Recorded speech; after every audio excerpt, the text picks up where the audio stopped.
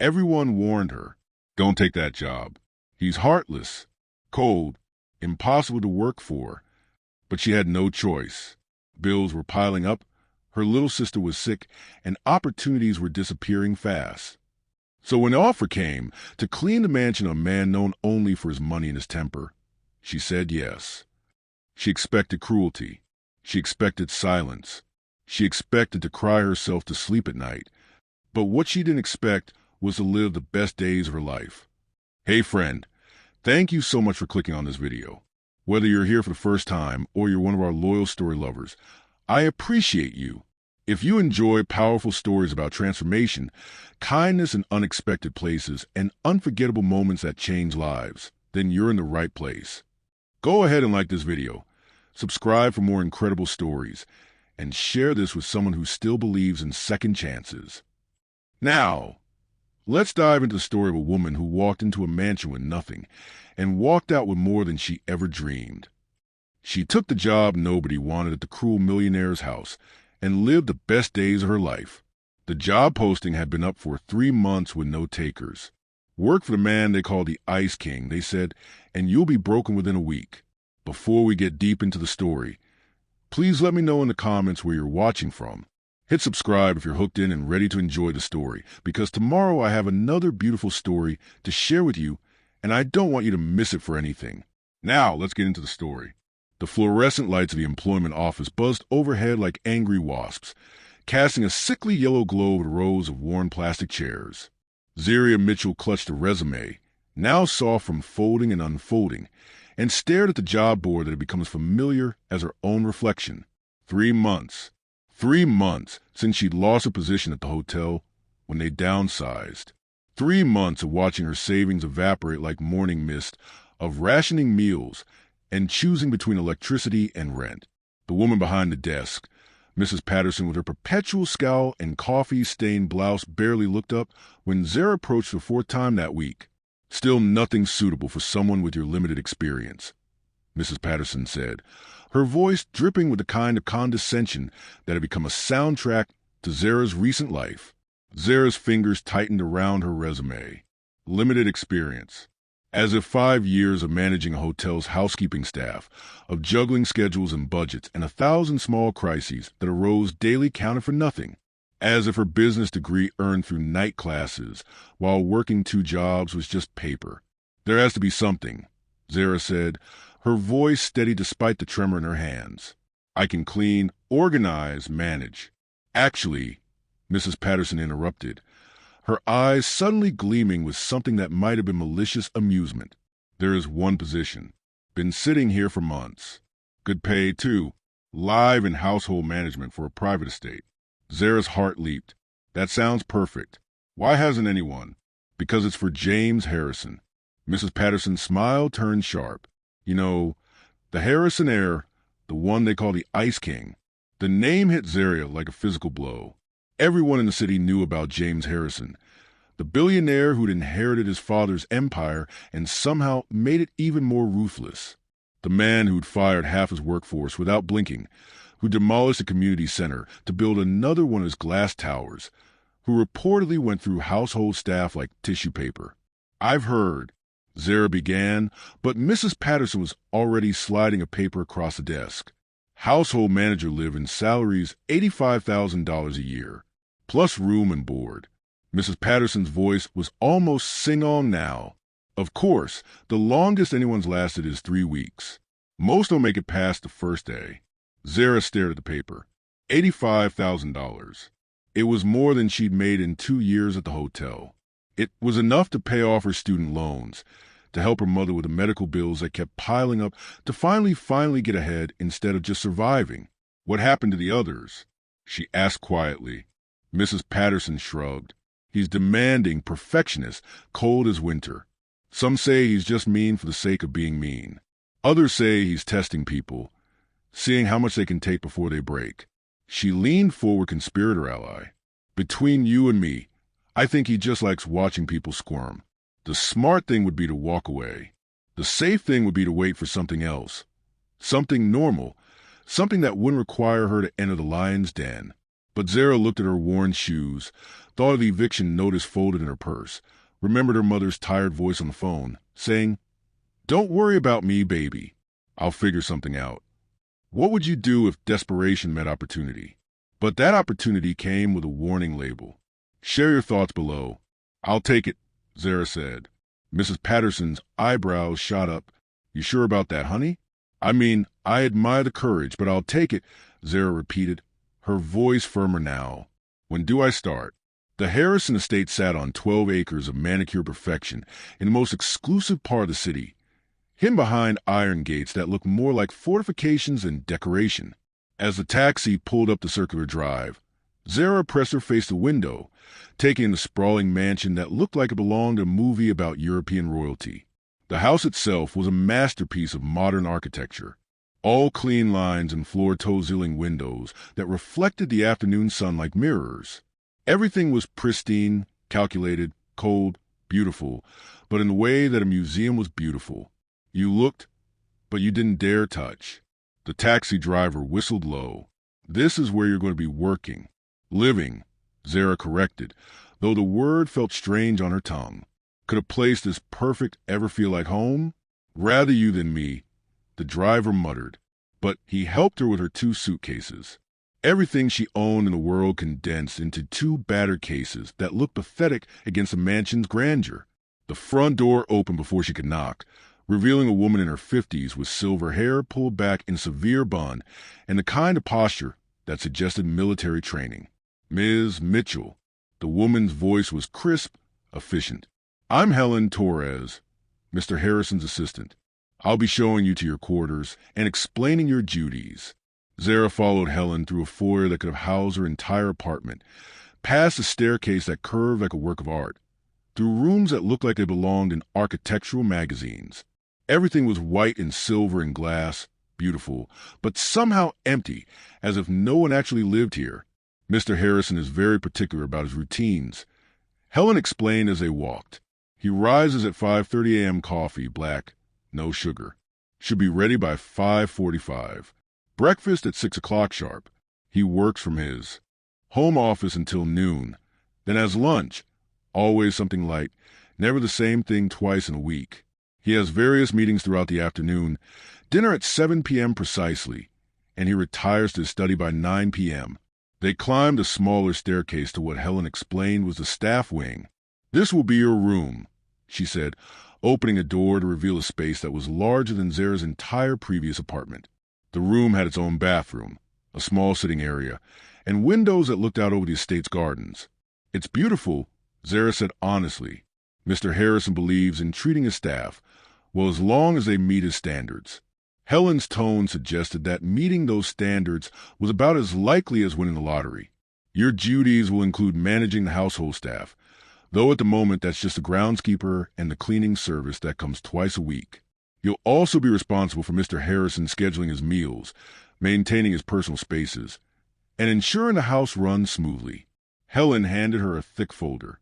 "These are the house rules. I suggest you memorize them. Mr. Harrison doesn't tolerate mistakes."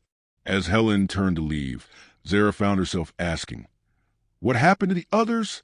The people who had this job before me?"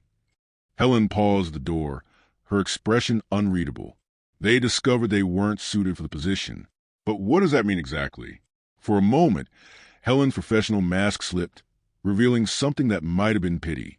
"Mr. Harrison is a complicated man, Ms. Mitchell. He's been hurt and hurt people sometimes. Hurt people. My advice, don't take anything personally. Do your job perfectly and maybe you'll be the one who lasts." Then she was gone, leaving Zara alone in her beautiful prison, clutching a folder full of rules for pleasing a man everyone called the Ice King. That night, Zara lay in the most comfortable bed she'd ever slept in, staring at the ceiling and wondering what she'd gotten herself into. Through her window, she could see lights in what Helen had told her was Mr. Harrison's study. He was there just a few hundred yards away, the man who would determine whether she sank or swam. She thought about her mother, about the medical bills, about the dreams she put on hold for so long they'd started to feel like fantasies. This job, this chance, it was everything she needed. All she had to do was survive James Harrison. How hard could it be? The alarm clock's shrill cry pierced the pre-dawn darkness at 5:15 a.m., but Zara was already awake, had been for the past hour, staring at the ceiling and rehearsing conversations that might never happen. Her first day, her first test, her first chance to prove that she wasn't like the others who fled before her.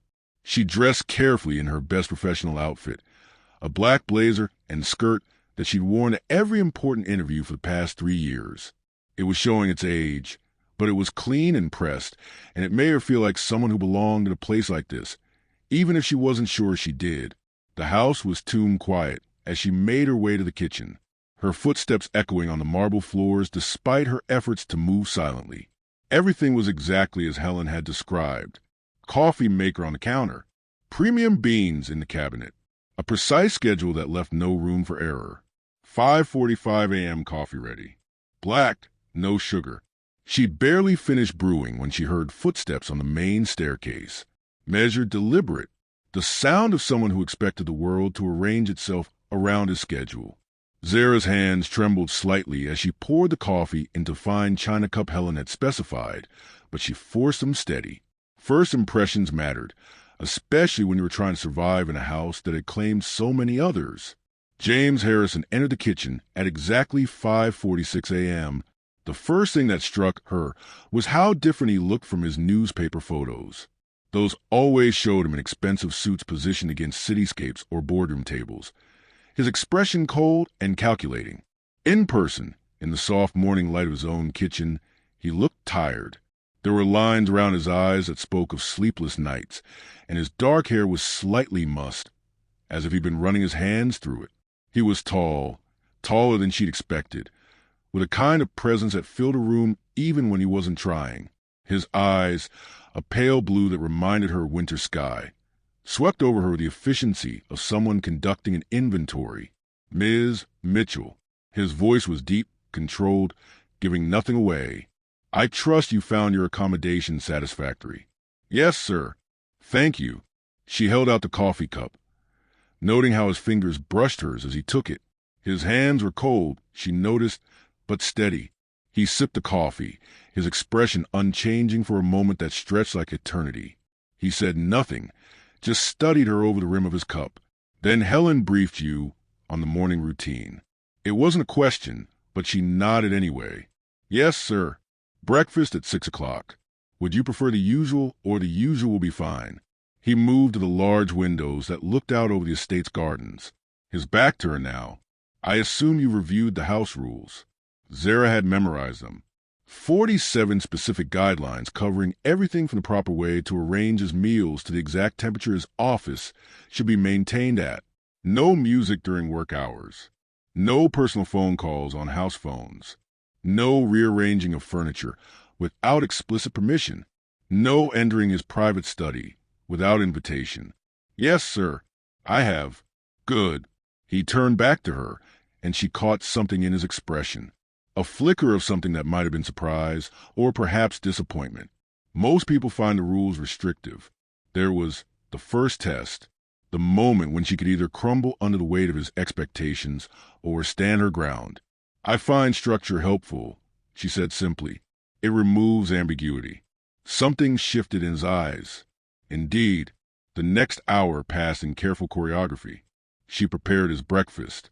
Steel-cut oats with fresh berries, whole grain toast, fresh orange juice, while he read his morning reports on a tablet.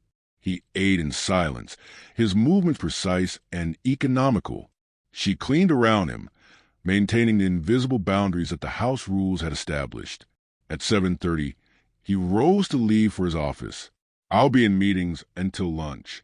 The cleaning service arrives at 9 o'clock. Ensure they focus on the guest wing. I'm expecting visitors next week. Of course, sir. What would you prefer for lunch? Something light. Surprise me. He paused at the kitchen door, looking back at her.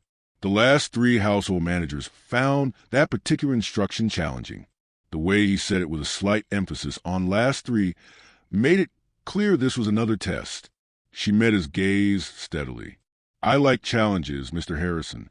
For the first time, she saw something that might have been the ghost of a smile.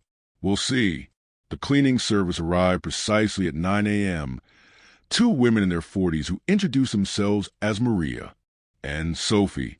They were efficient, professional, and clearly familiar with the house's exacting standards. But as they worked, Zaria noticed something else. They were afraid. Mr. Harrison. He's very particular, Maria said quietly as they worked together to polish the already spotless dining room table. The last girl, she moved one of his books maybe two in, and he noticed, made her pack her things that same day. Sophie nodded grimly. The one before her, she used the wrong cleaning product on his bathroom mirrors. He said she was careless with details. Gone by evening, Zara listened to their warnings with growing unease. These weren't stories of a demanding employer. They were stories of a man who seemed to take pleasure in finding fault and catching people in mistakes, so he could dismiss them. What about the one before that? She asked.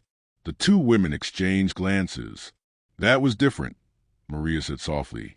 She lasted 3 weeks. Longest anyone's made it in 2 years. What happened to her? She tried to get personal, asked him about his family, his life, tried to be friendly. Sophie's voice dropped to a whisper. He doesn't like personal. He fired her the next day, said she was overstepping boundaries. The message was clear. Do your job. Don't ask questions. Don't try to connect. Stay invisible. Stay safe. But as Zaria walked through the house that morning, reviewing the rules and routines, she found herself wondering about the man who lived in this beautiful prison. The house was perfect, but it was also sterile. There were no personal photographs, no mementos, no signs that anyone actually lived here rather than just existed here. In the living room, she found a grand piano, its black surface gleaming but covered with a thin layer of dust. Sheet music sat on the stand. Chopin's Nocturne in a flat major, but it looked like it hadn't been touched in months. She ran her finger along the keys, not pressing hard enough to make sound, just feeling the smooth ivory. Are you a musician, Miss Mitchell? She spun around, her heart hammering. James Harrison stood in the doorway, having moved with the silence of a cat. His expression was unreadable, but his eyes were fixed on her hand, still resting on the piano keys. I'm sorry. I didn't mean to answer the question. She took a breath, forced herself to meet his gaze. I played as a child. My mother insisted on lessons, even when we couldn't really afford them. She said music was important, that it fed the soul. And do you believe that? That music feeds the soul. The question seemed loaded with meaning she couldn't decipher. I think music has the power to heal, to connect people, to say things that words can't. He stepped into the room, his footsteps muffled by the thick Persian rug. Play something, sir. The piano. Play something. His voice was quietly commanding, the tone of someone accustomed to obedience. I haven't played in years, and the house rules say I'm amending the rules. He moved closer, and she caught the scent of his cologne, something expensive and subtle. Play. Her hands trembled as she positioned them over the keys. What did you play for a man who seemed to take pleasure in finding fault? Something technical to show skill? Something safe and familiar? Instead, she found herself playing from memory, her fingers finding the melody of The Way You Look Tonight, a song her mother used to hum while cooking dinner, a song that spoke of love and hope and the kind of everyday magic that made life worth living. The notes filled the room, tentative at first, then growing stronger as muscle memory took over. She wasn't technically perfect. Her fingers stumbled over passages that would have been smooth years ago. But there was something in the music, something honest and real that seemed to transform the sterile space. When she finished, the silence stretched between them like a held breath. She turned to face him, expecting criticism, expecting to be told that she'd overstepped, that she was done. Instead, she found James Harrison staring at her with an expression she couldn't read. His pale eyes seemed to hold depth she hadn't noticed before, and for a moment, the mask of cold control slipped. My mother used to play that song, he said quietly. The words hung in the air between them, intimate and unexpected. For a heartbeat, she saw not the Ice King, but a man who'd lost something precious and hadn't figured out how to find it again. Have you ever had a moment where music or art broke down walls you didn't even know existed? Tell us about it in the comments. Then the moment passed, and the mask snapped back into place. "Lunch will be in 30 minutes," he said briskly. "I trust you'll have something surprising ready." He left her alone with the piano and the echo of his mother's memory. But something had changed. She could feel it in the air and the way the house seemed to breathe differently around them. Lunch was a revelation. Instead of predictable salads and sandwiches his previous household managers had served, Zara prepared something that required both skill and intuition.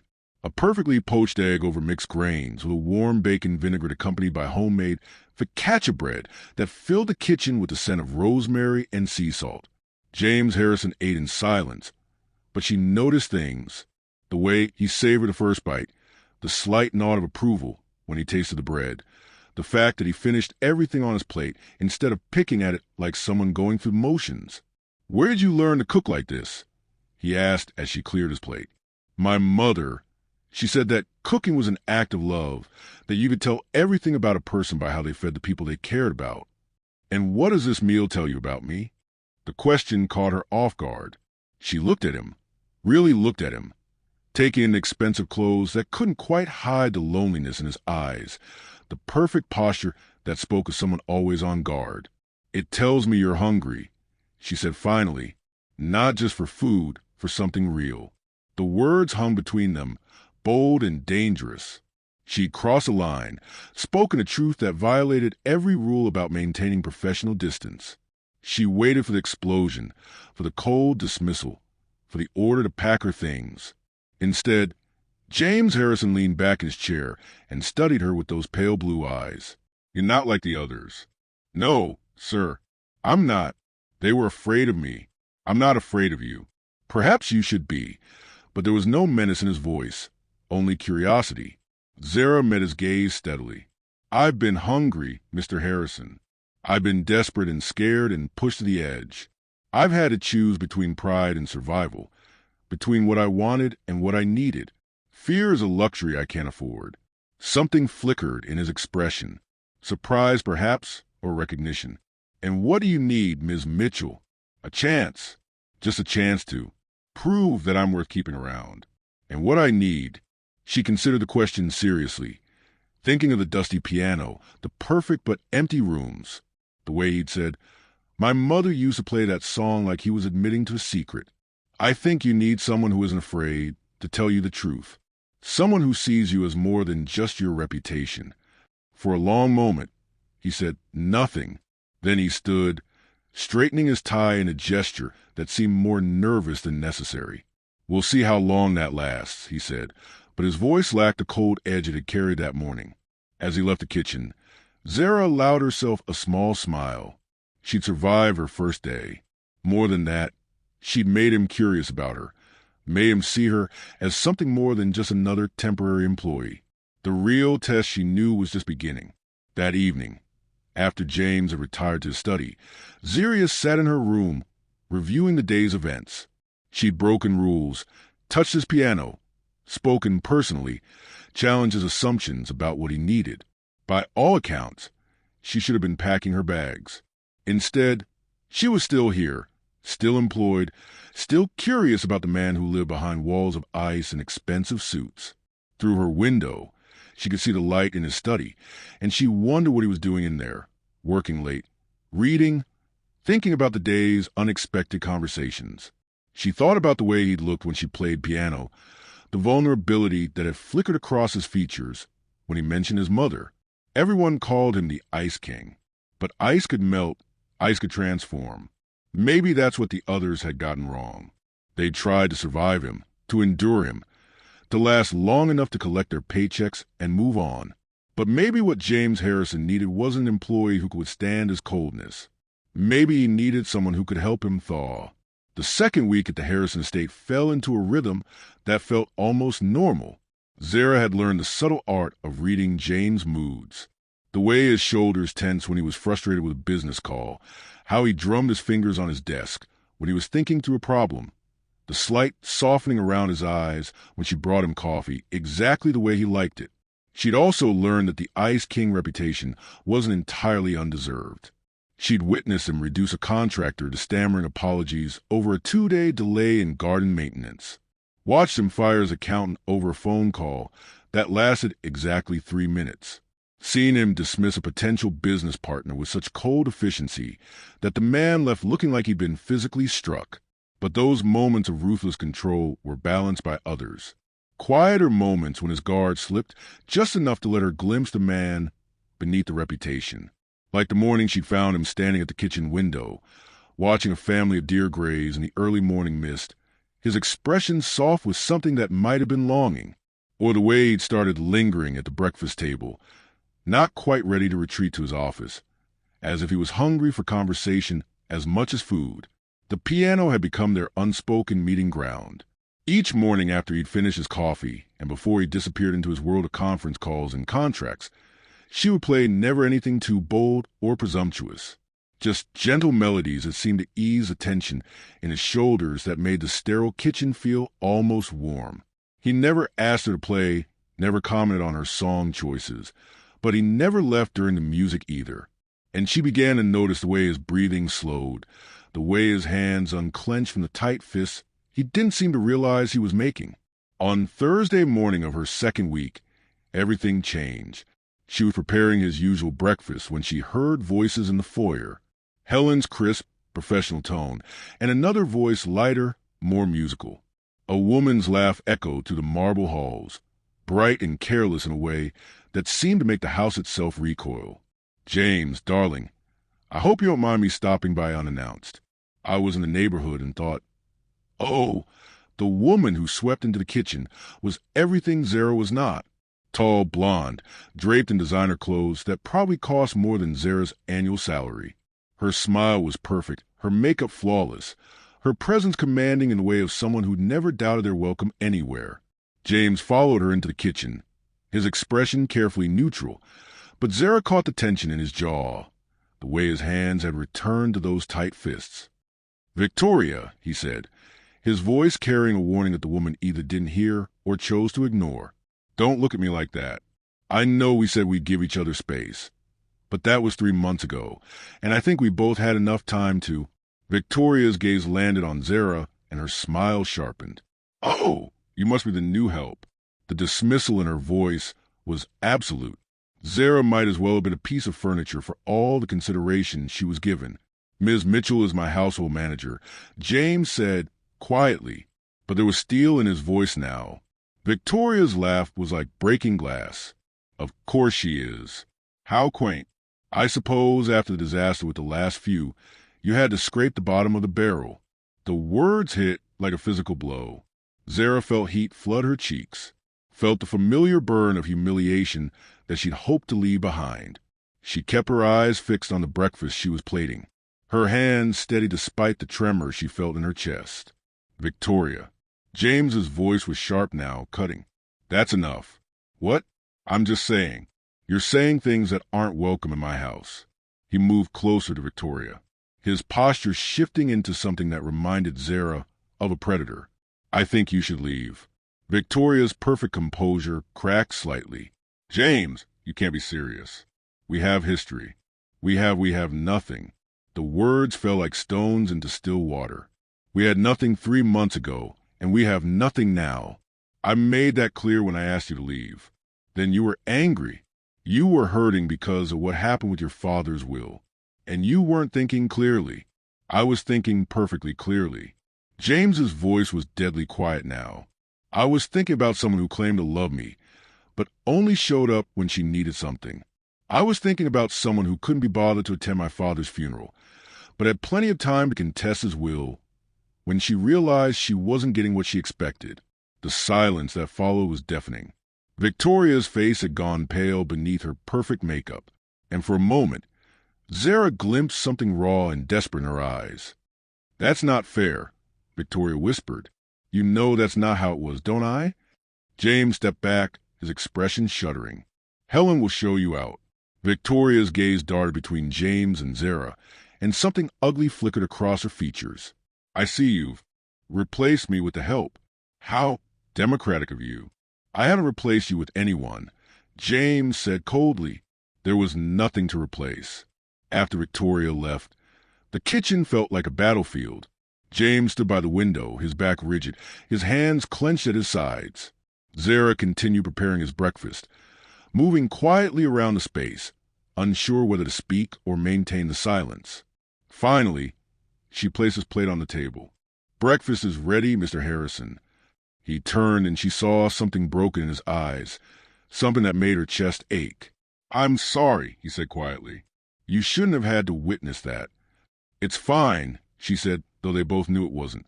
"No, it's not." He moved to the table, but didn't sit. "Victoria and we have a complicated history. She has a way of bringing out the worst in people." Zara found herself speaking before she could stop herself. "She brought out the best in you, actually." He looked at her sharply. "What do you mean?" "You defended me. You could have let her comments slide, avoided the confrontation. But you didn't." Something shifted in his expression. She was out of line. But you didn't have to care about that. You could have seen it as just workplace dynamics. The fact that you stood up for me." She trailed off, realizing she was walking into dangerous territory. "The fact that I stood up for you, what?" She met his gaze steadily. "It tells me you see me as more than just a help." The words hung between them, heavy with implication. James sat down slowly, his eyes never leaving her face. "What do you think you are, Ms. Mitchell?" The question was soft, but it felt like a test, like he was asking her to define not just her role in his house, but her role in his life. "I think I'm someone who makes your mornings a little easier," she said carefully.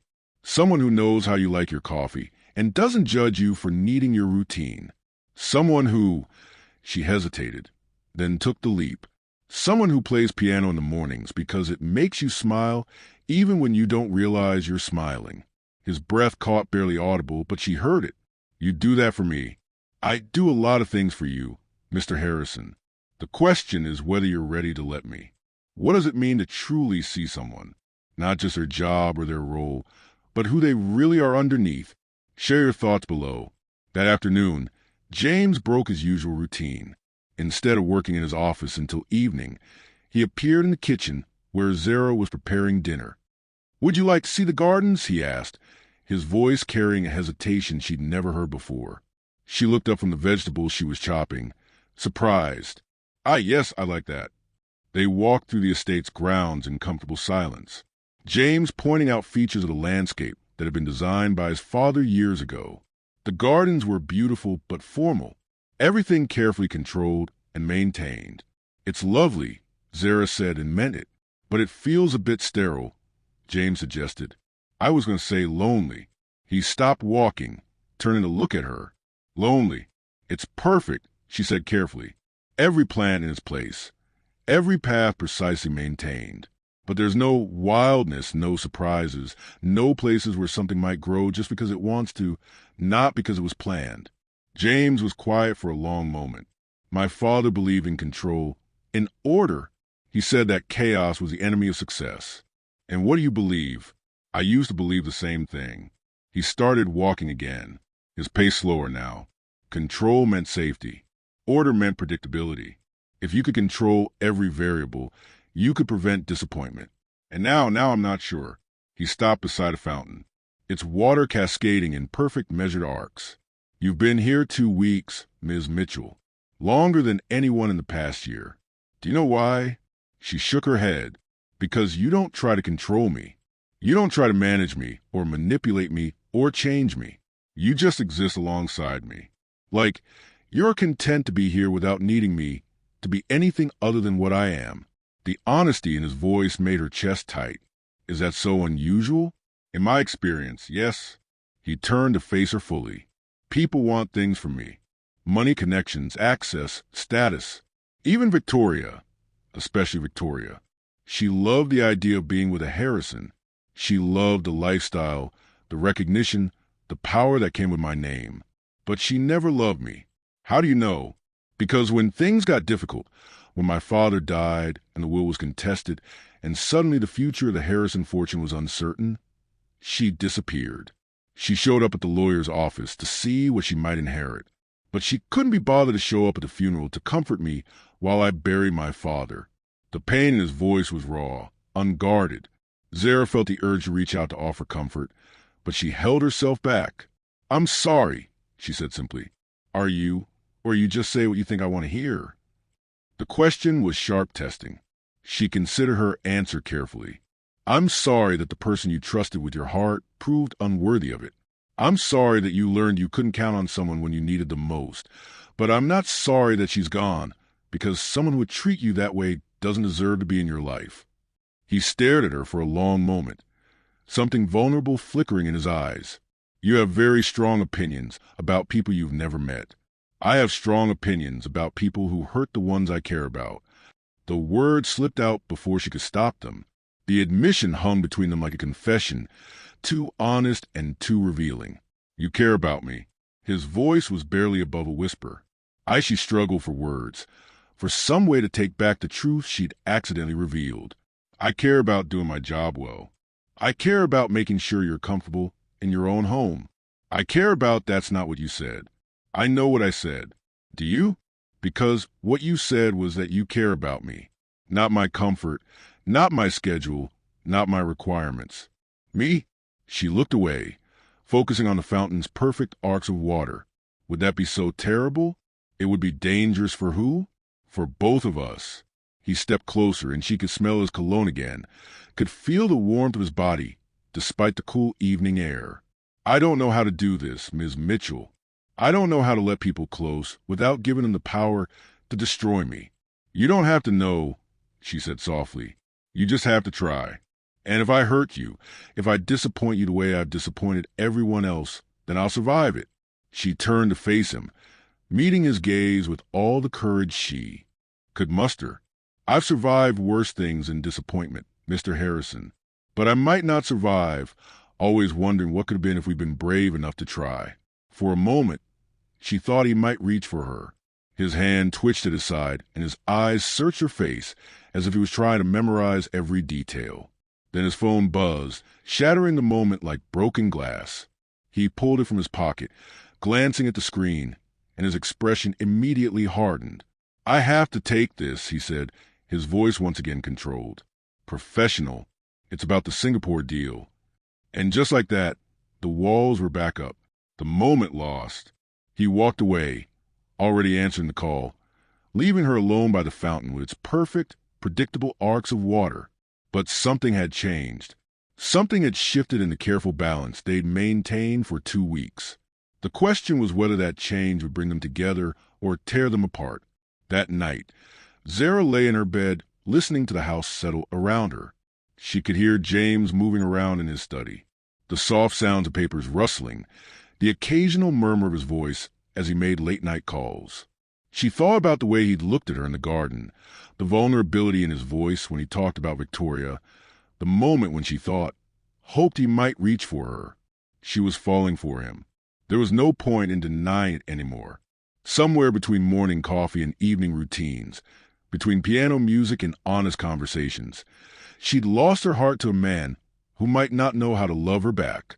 The smart thing would be to maintain her distance, to keep things professional, to remember that she was an employee and he was her employer, and that fairy tales didn't happen to girls like her. But when had she ever been smart about matters of the heart? Through her window, she could see the light in his study, and she wondered if he was thinking about her, too. If he was remembering the way she'd looked at him in the garden, the way she'd said she cared about him like it was the most natural thing in the world. Tomorrow would bring new challenges, new tests of the fragile thing growing between them. But tonight, she allowed herself to hope that maybe, just maybe, the Ice King was finally ready to let someone warm his heart.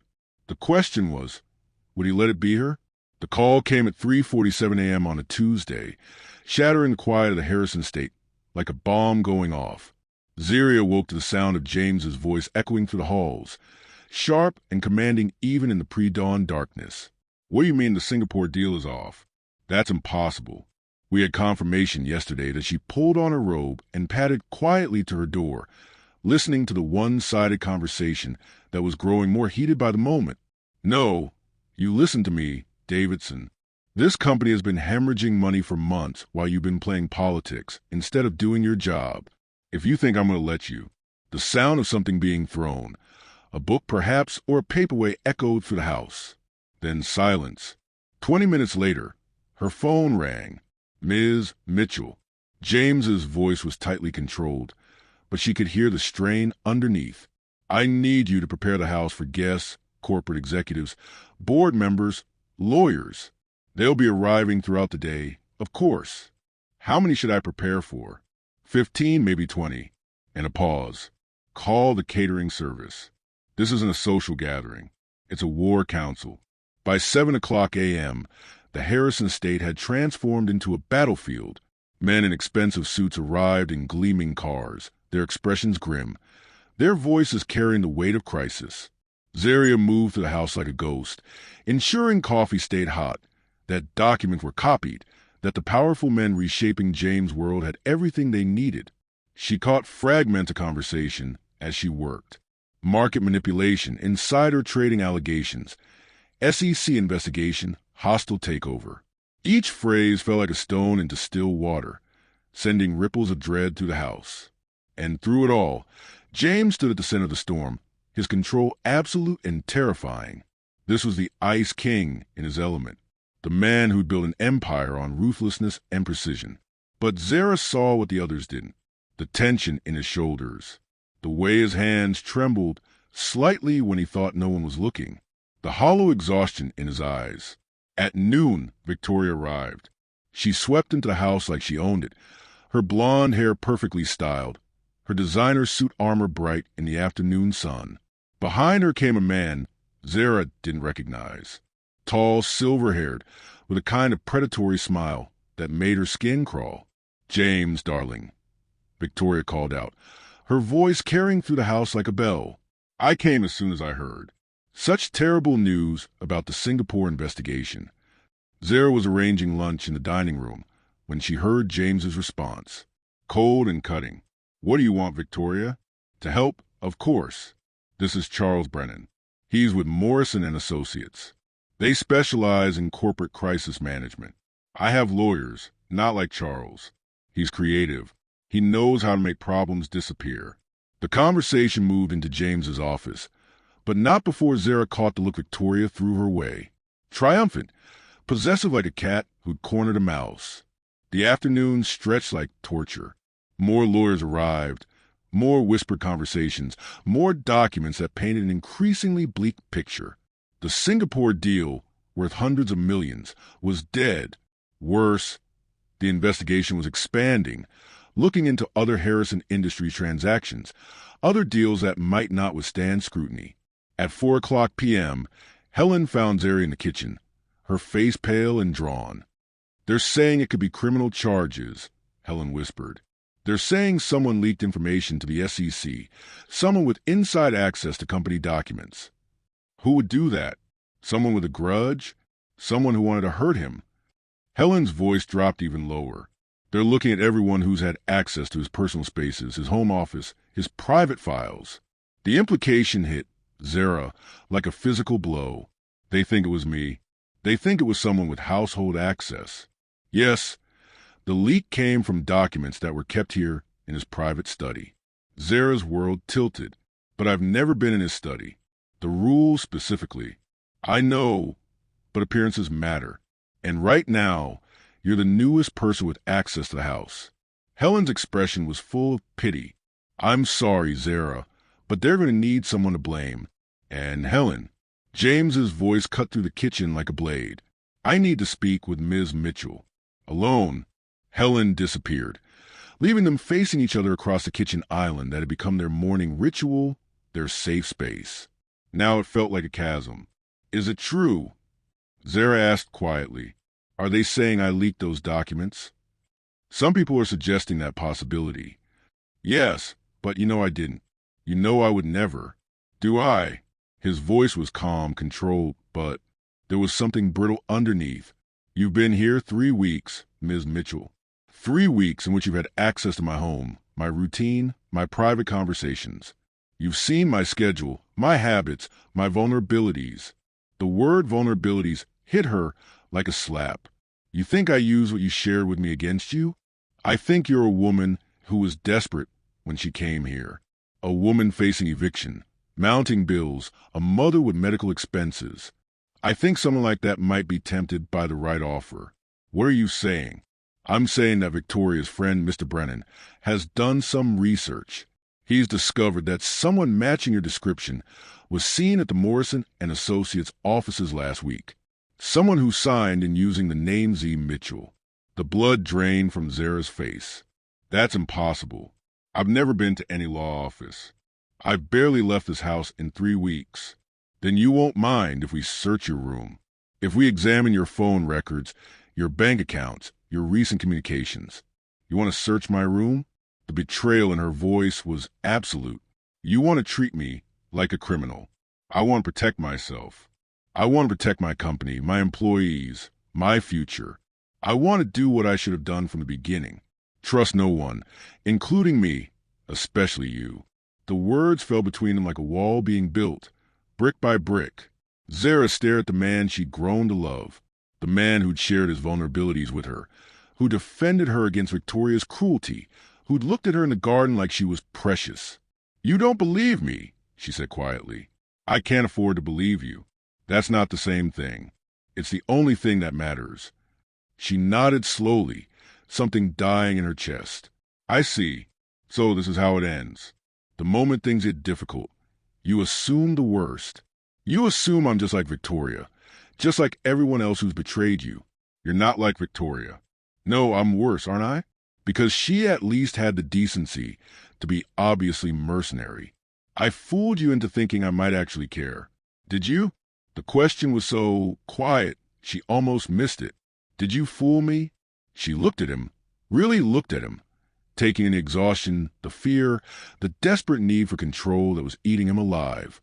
This was the man behind the Ice King facade, the man who'd been hurt so many times that he'd forgotten how to trust his own heart.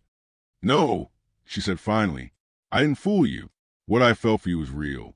What I feel for you is real. But apparently that doesn't matter when the world gets scary. Zara, it's Ms. Mitchell, she corrected, her voice steady, despite the tears she refused to shed. And you're right about one thing. You can't afford to believe me. Not because I'm guilty, but because believing in someone requires courage, and courage requires risk. You've spent so long protecting yourself that you've forgotten how to live. She moved toward the door, then paused. For what it's worth, I hope you find whoever really betrayed you.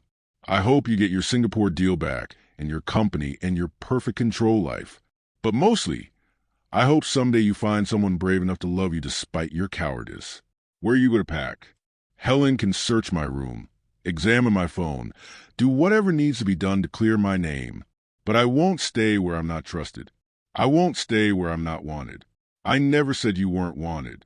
She turned back to him, and for a moment the mask slipped. For a moment she saw the boy who'd lost his father, the man who'd been betrayed by everyone he trusted, the person who was so afraid of being hurt that he'd rather push away love than risk disappointment. You didn't have to say it, she said softly. Your silence said it all.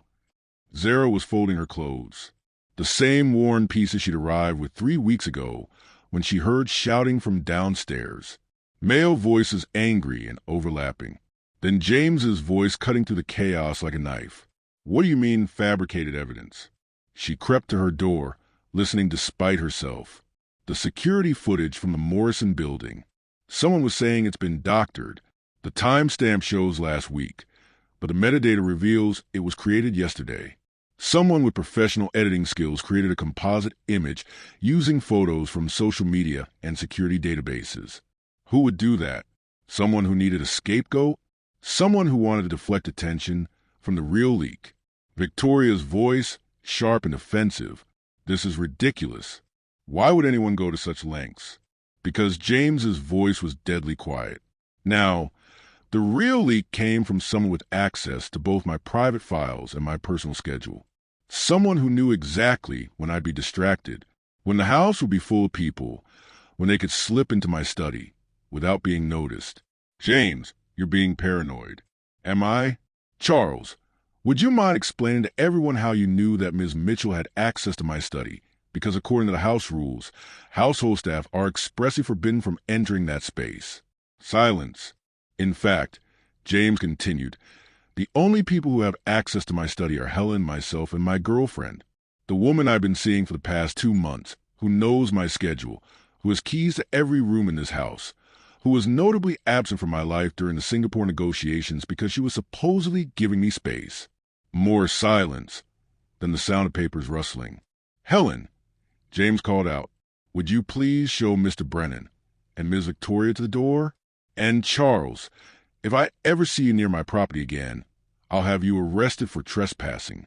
"James, you're making a mistake. The only mistake I made was believing you 3 months ago when you said you loved me. The second mistake was believing you yesterday when you said you wanted to help.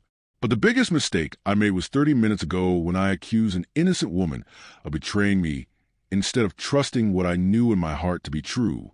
Zara's hand stilled on her suitcase. Through her window, she could see Victoria storming toward a black sedan. Her perfect composure finally cracked.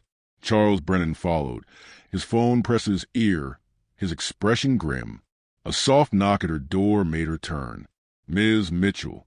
Helen's voice gentle and apologetic. "Mr. Harrison would like to speak with you." "I'm packing." "I know, but he's asking, not ordering." "Asking." Zara closed her suitcase with a sharp click. "Tell him I'm busy." "Zara." Helen's voice was softer now. "He was wrong. He knows he was wrong, but he's also scared. And scared people do stupid things. Scared people also learn from their mistakes. Or they don't. Which kind of person do you think he is?" The question hung in the air like a challenge. Zara thought about the man who defended her against Victoria's cruelty, who'd shared his vulnerabilities in the garden, who'd looked at her like she was precious. She thought about the boy who'd lost his father, who'd been betrayed by everyone he trusted, who'd built walls so high he'd forgotten how to climb them. "I think," she said slowly, "he's the kind of person who's worth saving, but only if he wants to be saved."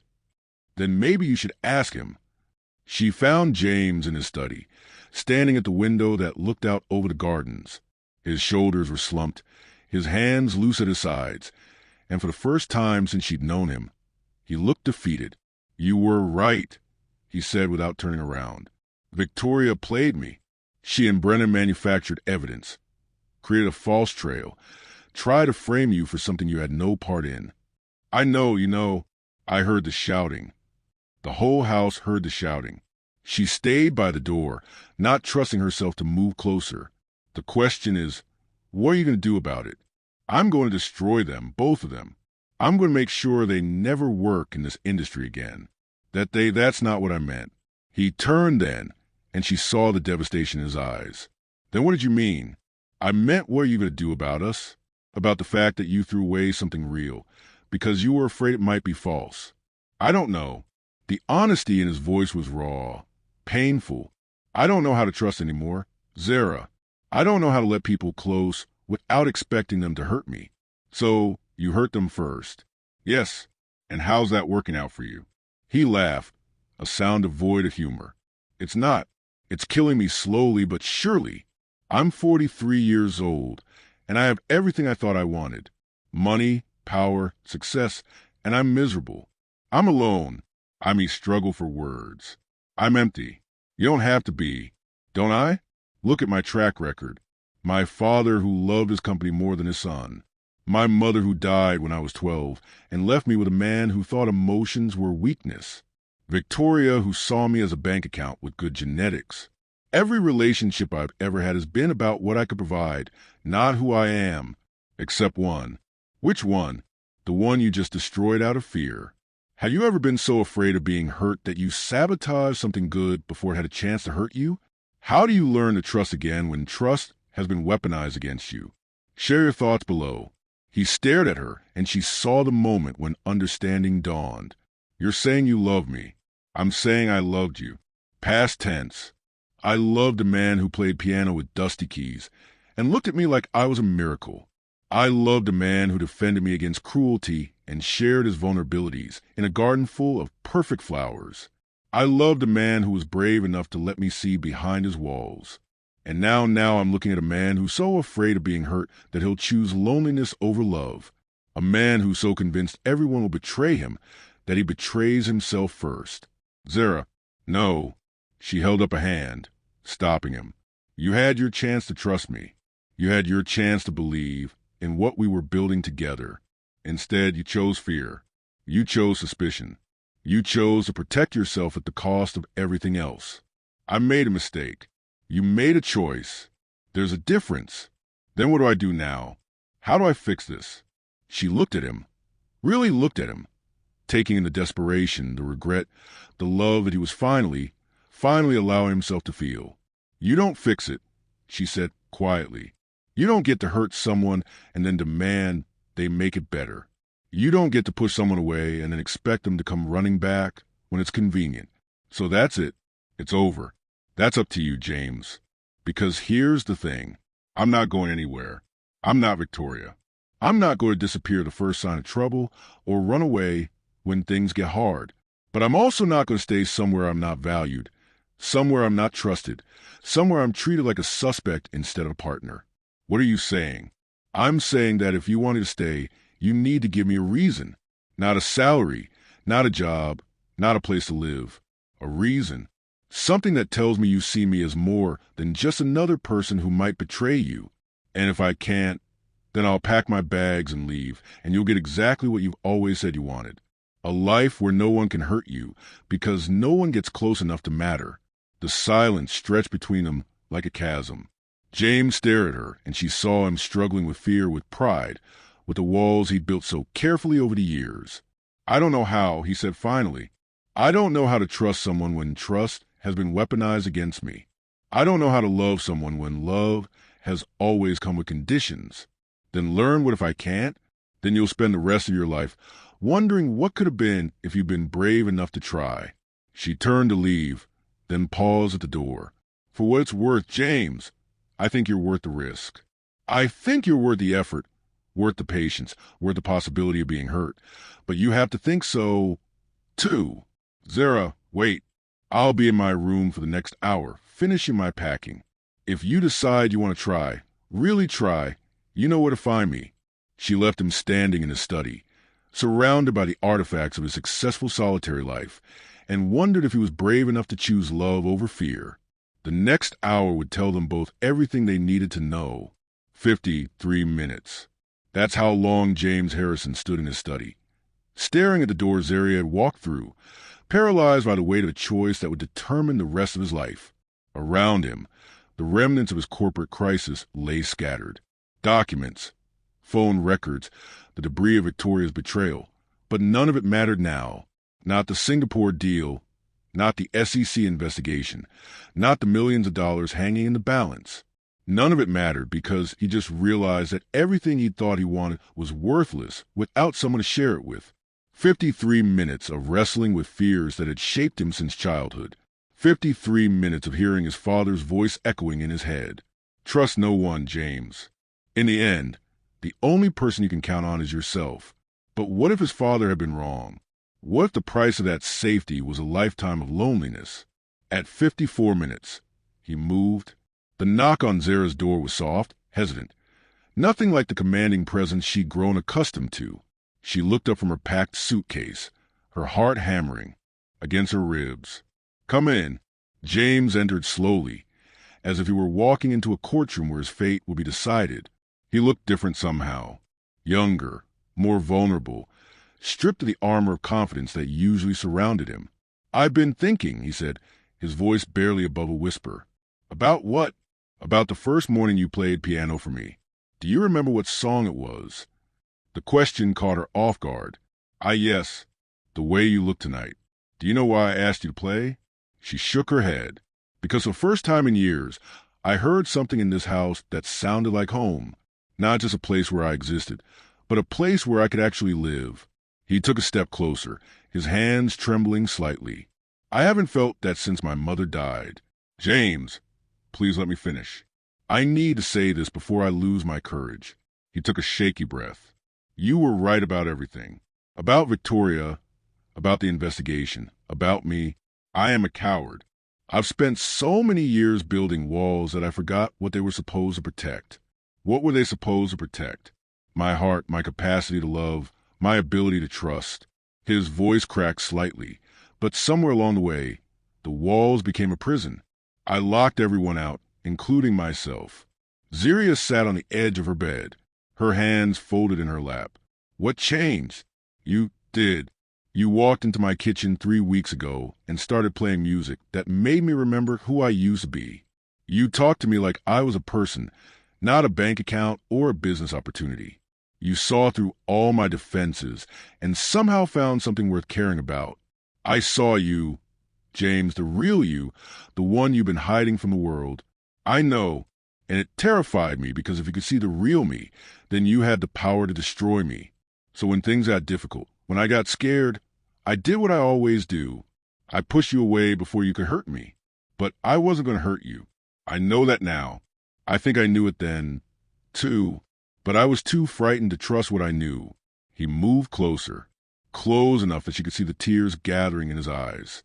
I'm not asking you to forgive me, Zara. I'm not asking you to pretend that what I did was okay. I'm just asking you to let me try to be the man you saw in me. What does that mean? It means I want to tear down these walls. All of them. It means I want to learn how to trust again, how to love without conditions, how to be vulnerable without expecting betrayal. He dropped to his knees beside her bed, his pride abandoned, his heart laid bare. It means I want to do it with you, if you'll have me. The sight of James Harrison, the Ice King himself, on his knees before her, tears streaming down his face, was almost too much to process. This was a man who commanded boardrooms, who made grown executives tremble with a look, who'd built an empire on the foundation of never showing weakness. You're proposing, she said quietly. I'm proposing everything. Marriage, partnership, a life together.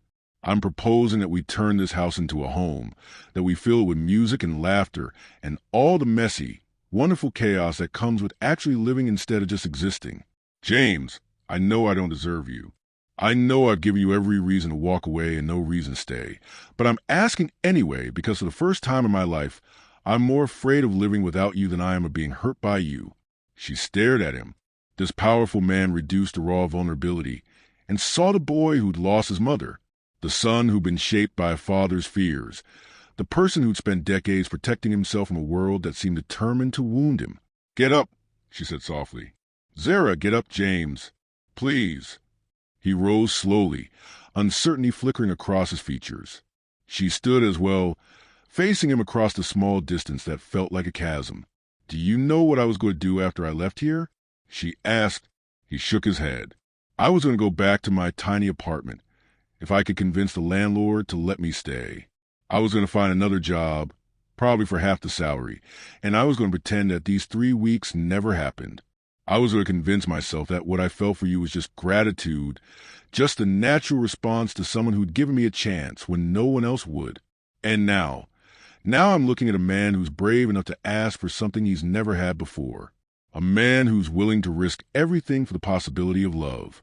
She reached out, her fingers brushing against his cheek. Now I'm looking at the person I fell in love with, the one who was hiding behind all that ice.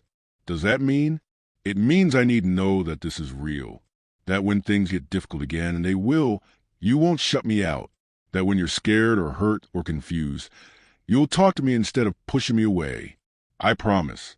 It means I need to know that you see me as your partner, not your employee, that you value my opinions, my thoughts, my dreams as much as my ability to make your coffee the way you like it. I do. I see you, Zara. All of you. Your strength, your compassion, your incredible ability to find beauty in broken things. I see the woman who took a job everyone else was afraid to take, who stood up to Victoria's cruelty with grace, who played piano in the mornings because she knew it made me happy.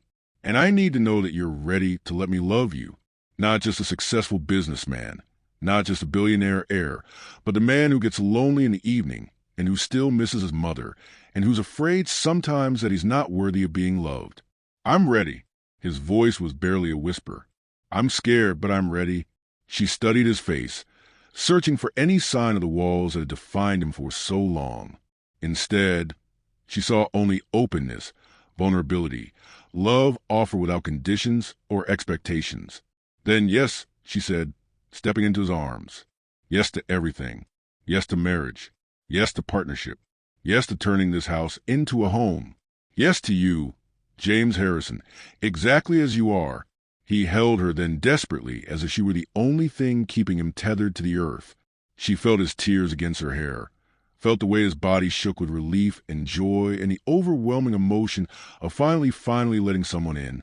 "I love you," he whispered against her ear. "I love you so much it terrifies me." "I love you too," she whispered back. "And I'm going to keep loving you even when it's scary, even when it's hard, even when you forget how to trust yourself." They stood there in her small room, holding each other as if they discovered something precious and fragile and worth protecting. Outside, the sun was setting over the estate's perfect gardens, painting the sky in shades of golden rose. "What happens now?" James asked. "Now we learn how to be together, how to love each other without fear, how to build something real and lasting and beautiful. And if I mess up, if I fall back into old patterns, then we'll figure it out together. That's what partnerships are for, helping each other become the people we're meant to be." He pulled back slightly, looking into her eyes. "I want to ask you something." "What?" "Will you play piano for me? Not as my employee, not as part of a routine, but as the woman I love in a home we're going to build together." She smiled, the first genuine smile she'd worn in days. "I'd love to." They walked downstairs together, hand in hand, to the living room where the grand piano waited. The house felt different now, not sterile or empty, but full of possibility. James sat on the couch watching as Zaria settled at the piano bench. "What would you like to hear?" she asked. "Something hopeful, something that sounds like a beginning." She thought for a moment, then began to play. The melody that flowed from her fingers was soft and sweet, full of promise and joy. It was a song about new love, about second chances, about finding someone who sees your worth when you've forgotten it yourself. As she played, James felt something shift inside him. The walls he built so carefully, so desperately, began to crumble, not all at once, but gradually, like ice melting in spring sunlight. With each note, each gentle phrase, he felt himself becoming more human, more whole. When she finished, the silence that followed was different from the uncomfortable quiet that had marked their early days. This was a silence of contentment, of peace of two people who'd found their way home. "That was beautiful," he said softly. "It's called." "At last," she replied. It seemed appropriate. At last, I found someone who sees me. At last, I found someone brave enough to love me. At last I found my home." James rose and moved the piano, sitting beside her on the bench. "May I?" She nodded, and he placed his hands on the keys. His fingers were rusty, uncertain, but the melody he played was achingly beautiful. A simple tune that spoke of gratitude, of wonder, of a heart that had finally learned to trust. "I haven't played in years," he said as the last note faded. "What made you start again?" "You. Everything good in my life starts with you." She leaned against his shoulder, feeling the solid warmth of him, the steady rhythm of his breathing. "So what happens tomorrow?" "Tomorrow, we start building our life together. We figure out how to be partners, how to love each other well, how to create something beautiful out of all the broken pieces we've been carrying. And the day after that, we keep building. We keep loving.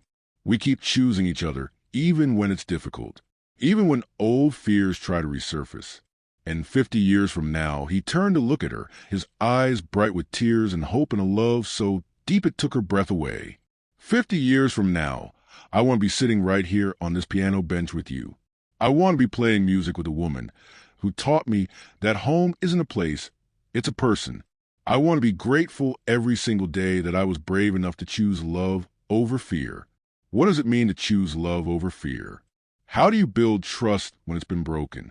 Share your thoughts about second chances and the courage to love again in the comments below. She kissed him then, soft and sweet and full of promise.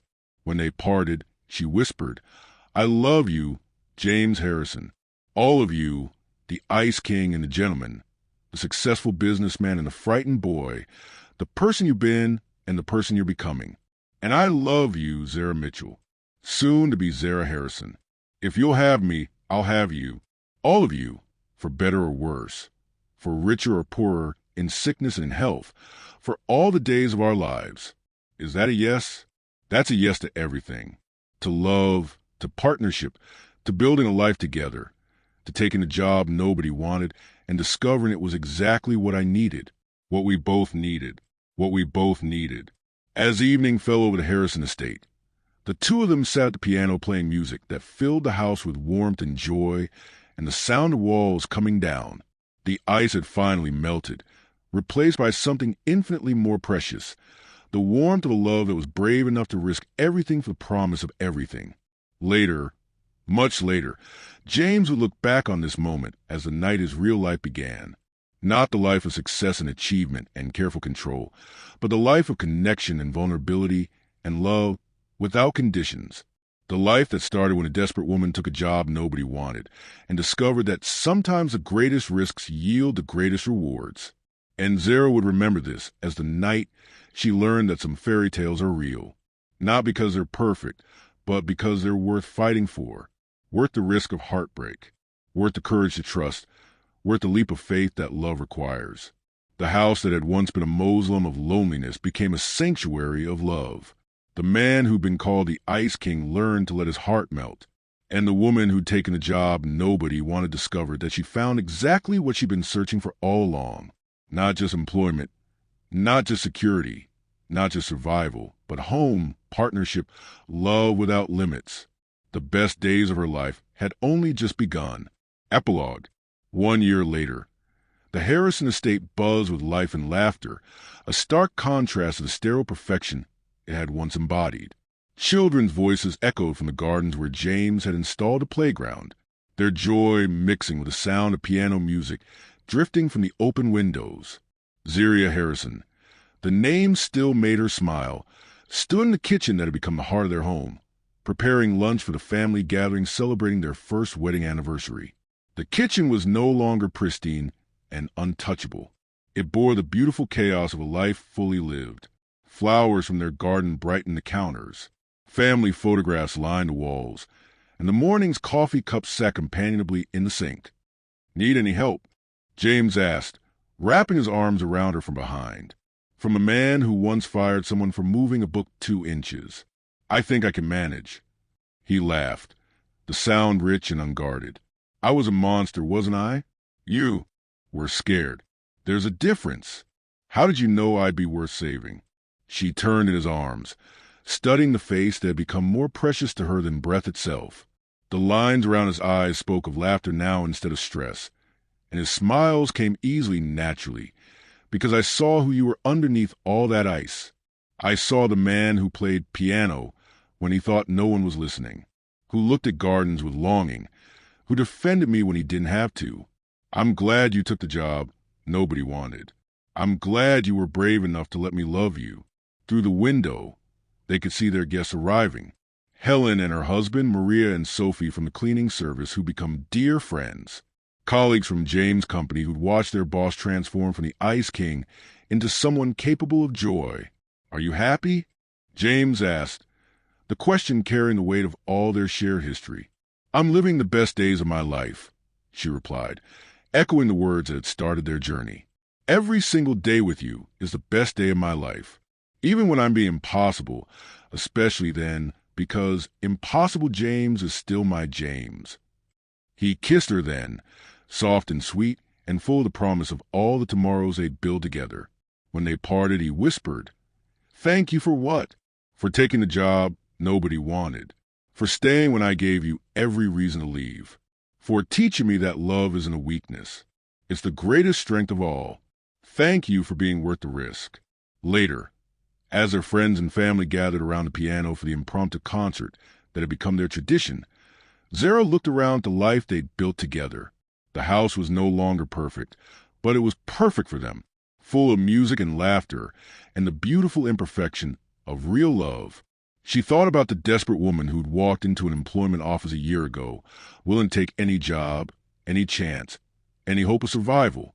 She'd been looking for employment and found her destiny. She'd been seeking security and discovered adventure. She'd been hoping for a paycheck and found a fortune beyond counting. As James began to play and their guests joined in song, Zara smiled and added her voice to the chorus. The job nobody wanted had given her everything she'd never dared to dream of. Love, partnership home, and the unshakable knowledge that sometimes the greatest risks yield the greatest rewards. The Ice King had melted completely, replaced by the warmest, most loving man she'd ever known. And the woman who'd taken a job nobody wanted had learned that she was exactly what somebody needed. All of their best days were still ahead. Thank you for watching the story to the end. If you enjoyed the story, you will surely love the next one. It's as crazier and more intriguing as you can ever imagine. So do check it out. Click on the image showing on your screen right now to watch the next.